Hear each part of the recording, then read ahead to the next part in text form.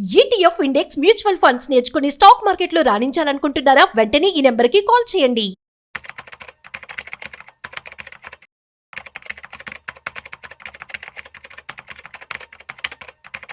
Hi viewers, India's largest digital media network Suman టీవీకి స్వాగతం. ప్రస్తుతం మనతో ఉన్నారు stock market analyst Sundar Ramireddy గారు. నమస్తే అండి. నమస్తే.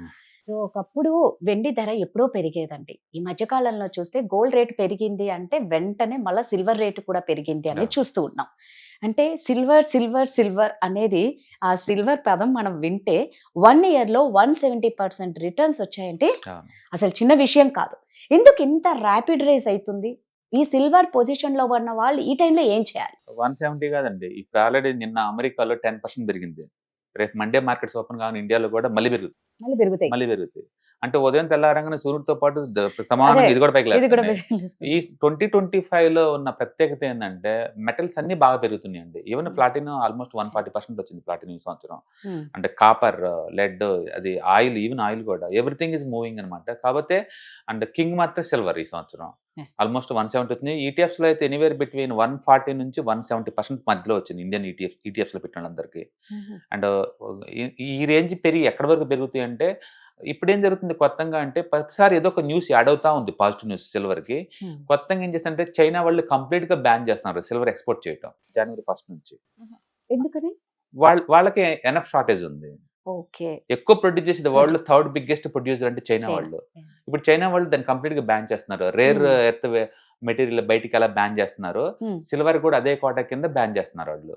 అంటే రేపు జనవరి 1 నుంచి చైనా నుంచి బయటికి 1 గ్రామ్ కూడా బయటికి రాదు. దాంతో ఇంకా డిమాండ్ ఎక్కువ అవుతుంది. ఈ మధ్యకాలంలో ఈ ఈటీఎఫ్స్, ఈ ఫీచర్స్, ఆప్షన్స్ వచ్చిన తర్వాత ఏముందంటే కొంచెం పెరగంగానే పెరగదని చెప్పేసి షార్ట్ కొట్టే వాళ్ళు ఎక్కువ అవుతున్నారు, షార్ట్ సెల్లర్స్. ఇది పెరిగే కొద్దీ ఆ స్క్వీజ్ అయిపోయి ఇంకా పెరుగుతుంది అనమాట. అంటే ఇప్పుడు ఒరిజినల్ సిల్వర్ కన్నా కూడా ఈ పేపర్ అసెట్ సిల్వర్ లో పెట్టుబడులు పెట్టే వాళ్ళు ఎక్కువ అవుతున్నారు. ఎంత అంటే 1 కేజీ ఒరిజినల్ గా సిల్వర్ ఉంటే 300 పేపర్ సిల్వర్ మీద బెట్ కాసే వాళ్ళు ఉన్నారు. అంటే ఈ పేపర్ మీద బెట్ కాసే వాళ్ళు నిజంగా డెలివరీ కనుక తీసుకుంటే ఒక ఈవెన్ 10% కూడా అసలు షార్టేజ్ లేదు, ఎక్కడ లేవు, ఫిజికల్ గా అన్ని షార్టేజ్ లో ఉన్నాయి. అందుకే పెరగడం స్టార్ట్ అవుతుంది, టూ మచ్ పెరగడం స్టార్ట్ అవుతుంది. ఎందుకంటే వరల్డ్ వైడ్ గా ETFs and silver features, silver options తో ఆడే వాళ్ళు ఎక్కువ అవుతున్నారు. ఇవన్నీ పేపర్ అసెట్స్. వీటికి ఆల్టర్నేటివ్ గా ఏంటంటే వాళ్ళు ఫిజికల్ అసెట్స్ స్టోర్ చేస్తూ ఉండాలి. కానీ వరల్డ్ వైడ్ గా ఫిజికల్ అసెట్స్ అన్ని బాగా డిమాండ్ ఎక్కువ ఉండేసరికి సప్లై బాగా ఇదైపోతుంది అనమాట. అందుకని అన్ని చోట్ల ఉన్న నిల్వల్లో 80% 70% డ్రాప్ అయిపోయినాయి. అన్ని చోట్ల ఎక్కడ స్టోరేజ్ లేదు సిల్వర్. దాంతో ఏంటంటే అందరు పేపర్ అసెట్స్ మేము పడ్డారు, సిల్వర్ పేపర్ అసెట్స్ మేము పడ్డారు. ఇవేమో ఇంకా పెరగదని షార్ట్ కొట్టే వాళ్ళు ఎక్కువ అవుతున్నారు. అది ఇంకా పెరుగుతుంది షార్ట్ సీజ్ వల్ల. అట్లా డిమాండ్ ఎక్కువైపోతుంది. ఇప్పుడు కొత్తగా న్యూస్ ఏమి యాడ్ అయిందంటే చైనా వాళ్ళు ఆపేస్తున్నారు ఎక్స్పర్ట్స్ ని. దాంతో ఇంకా ఎక్కువ డిమాండ్ అవుతుంది. అందుకని రేపు ఈవెన్ మండే కూడా సిల్వర్ ఇంకా పోతుంది. అయితే ఇంత స్పీడ్ గా పెరిగే ఈ 170% దాకా పెరిగే ఈ సిల్వర్ ఎంతకాలం ఉంచుకోవచ్చు అంటే, మంచి ప్రాఫిట్ లో ఉన్నప్పుడు 50% బుక్ చేసుకోవడం బెటర్. ఎందుకంటే ఇంక ఇలానే పెరిగింది అనుకుంటే రేపు పట్టడం స్టార్ట్ అయినది ఇదే స్పీడ్ తో పడతాయి. మెటల్స్ మొత్తం అదే స్పీడ్ ఉంటుంది. దీన్ని ఫర్బలిక్ మూవ్ అంటారు. ఈ మూవ్ ఎక్కువ రోజులు సస్టైన్ కాలేవు. అందుకని బెటర్ ఏంటంటే మీరు ఆల్రెడీ ప్రాఫిట్ లో అనుకుంటే ఒక 50% వరకు ప్రాఫిట్ బుక్ చేసుకొని మిగతా 50% తీసుకుని పెట్టుకోవచ్చు. అంతే తప్ప ఇది జీవితకాలం ఇలా పోద్దని మనం అనలేమన్నమాట. సో గోల్డ్ కూడా ఈ సంవత్సరం ఆల్మోస్ట్ 75% దాకా గోల్డ్ పెరిగింది. అంటే ప్లాటినం అయితే 135% దాకా అది కూడా పెరిగింది. అంటే కాపర్, జింక్ అన్ని పెరుగుతూనే ఉన్నాయి, ప్రతి మెటల్ కూడా. ఈ సంవత్సరం ప్రత్యేకత ఏంటంటే గోల్డ్ పెరుగుతుంది, కాపర్ పెరుగుతుంది. యాక్చువల్గా 2 ఇన్వర్టెడ్ ప్రపోర్షనల్గా ఉండాలి. ఒకటి ఇండస్ట్రీ డిమాండ్, ఒకటేమో ఇన్వెస్ట్మెంట్ డిమాండ్ కాబట్టి. బట్ 2 ఒకేలాగా పోతున్నాయి. ఈ సంవత్సరం వరస్ట్ అసెట్ అంటే క్రిప్టో కరెన్సీస్ అండి. అది వరకు 1 year లోలో ఉన్నాయి క్రిప్టో కరెన్సీస్ మొత్తం కూడా. మిగతా అసెట్స్ అన్ని కూడా ఆల్ టైమ్ హై దగ్గరలో ఉంది. And silver really it's two ఫాస్ట్గా మూవ్ అవుతుందండి. ఎందుకంటే వరల్డ్ వైడ్గా డిమాండ్తో పోల్చుకున్న, సప్లైతో పోల్చుకున్న డిమాండ్ చాలా ఎక్కువ ఉంది. ఇండస్ట్రియల్ డిమాండ్ పర్టికులర్గా సోలార్ ప్యానల్స్ కావచ్చు, ఎలక్ట్రికల్ మ్యానుఫ్యాక్చరింగ్ కావచ్చు, డేటా సెంటర్లు కావచ్చు, ఇది ప్రతిదీ సిల్వర్కి డిమాండ్ ఎక్కువ అవుతుంది బ్యాటరీస్ వీటన్నిటి వల్ల.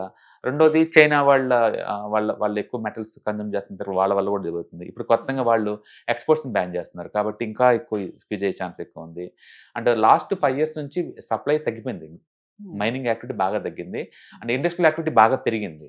దాంతో డిమాండ్ సప్లై మధ్య బాగా గ్యాప్ పెరుగుతుంది అనమాట. ఇక దాంతో స్పెక్యులేటర్స్ ఎంటర్ అయ్యారు ఆ ఏరియాలోకి. అందుకు టూ మచ్ బెట్ కాస్తున్నారు దాని మీద.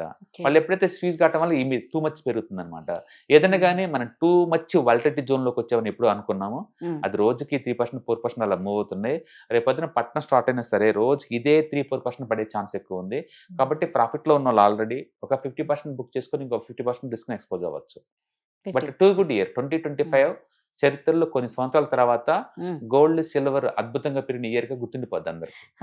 మన ముందు చరిత్ర అది మనం చూస్తున్నాం. నిజంగా అండి. అంటే ఒకప్పుడు సిల్వర్ ఎప్పుడో పెరిగేదిలే, ఎప్పుడో పెరిగేది అని, పైగా ఎవరన్నా సిల్వర్ ఎవరిని ఇచ్చినా కూడా ఇది సిల్వరే, వెండే కదా అన్న వీలు ఉండేది. ఇప్పుడు ఈ రేట్లు చూస్తూ ఉంటే సిల్వర్ కూడా బంగారం లాగే అయిపోతుంది. దాన్ని భద్రం పెంచుకోవడం. ఈవెన్ ఎన్పిఎస్ వాళ్ళు కూడా ఎలా చేస్తున్నారు, పెన్షన్ ఫండ్స్ ఎలా చేస్తున్నారండి మెటల్స్ లోకి. అందుకు దాన్ని బట్టి ఊహించుకోండి. దాని మీనింగ్ ఏంటంటే ప్రపంచం భయపడుతుంది. ప్రపంచం మొత్తం ఈక్విటీ లేదా కరెన్సీ అసెట్స్ కి భయపడుతుంది. అందుకని ఈ అసెట్ లో పెడుతున్నారు. బేసికల్ గా ఈ మెటల్స్ మొత్తాన్ని హార్డ్ అసెట్స్ అంటారు.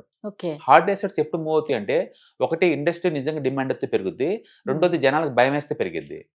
జనాలకు భయం వేస్తే, సపోజ్ ఇప్పుడు మార్కెట్ డిస్టర్బెన్స్ గా ఉందనుకోండి, నాకు డబ్బులు రావటం ముఖ్యం కాదు, నాకు సేఫ్టీ ముఖ్యం, ఇంపార్టెంట్. ఇప్పుడు ఆ సేఫ్టీ కావాలంటే ఒకటి బ్యాంక్ డిపాజిట్స్ అని పెట్టాలి, లేకపోతే గోల్డ్ అని కొనుక్కోవాలి, గోల్డ్ సిల్వర్ అని కొనుక్కోవాలి. ఇప్పుడు ప్రపంచంలో రిచ్ వాళ్ళందరూ గోల్డ్ సిల్వర్ కొంటున్నారు కాబట్టి అంత డిమాండ్ వస్తుంది. నువ్వు నేను కొంటే అంత డిమాండ్ రాదు. అంటే సెంట్రల్ గవర్నమెంట్స్ కొంటున్నాయి, బ్యాంకులు కొంటున్నాయి, రిచ్ వాళ్ళు కూడా కొంటున్నారు భారీగా. ఆ ఇద్దరు కొనటం వల్ల అది పెరుగుతుంది. క్వశ్చన్ ఏంటంటే, ఈ రిచ్ వాళ్ళు ఇంత గోల్డ్ సిల్వర్ ని ఎందుకు కొంటున్నారు ఈ టైంలో? ఎందుకు కొంటున్నారు అంటే, వాళ్ళకి ఏదో ఫియట్ కరెన్సీ అంటే గవర్నమెంట్ ముద్రించి కరెన్సీ మీద నమ్మకం లేదు. అంటే స్టాక్స్ మీద ఇప్పుడున్న వాల్యుయేషన్ మీద నమ్మకం లేదు. అందుకని సేఫ్టీ కోసం వాళ్ళు దీనికి మూవ్ అవుతున్నారు. దానికి ఆన్సర్ అదనమాట.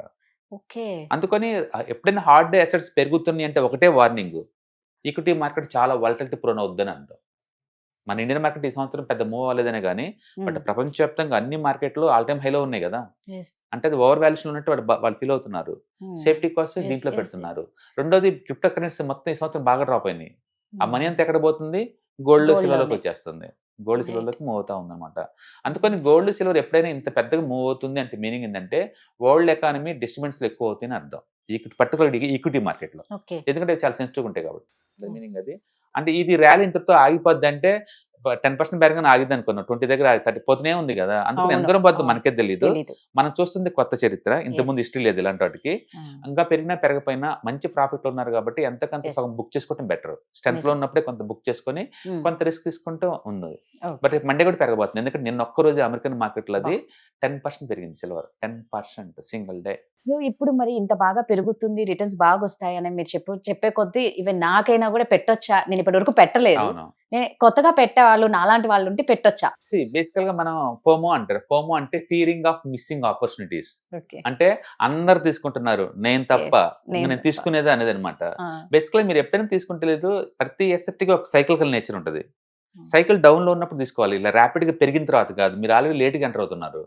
అందుకని ఈ టైంలో పెట్టడం అవసరం. అంటే మీరు ఒక 5-6 సంవత్సరాల మార్కెట్ లో ఉండే ఉద్దేశం ఉంటే పెట్టచ్చు, ఎస్ఐపీలో పెట్టుకోవచ్చు, ఎందుకంటే పడ్డ కూడా మనకేం కాదు. కానీ లంప్సమ్ అమౌంట్ సింగిల్ టైం పెడదామంటే మాత్రం స్ట్రిక్ట్లీ నో.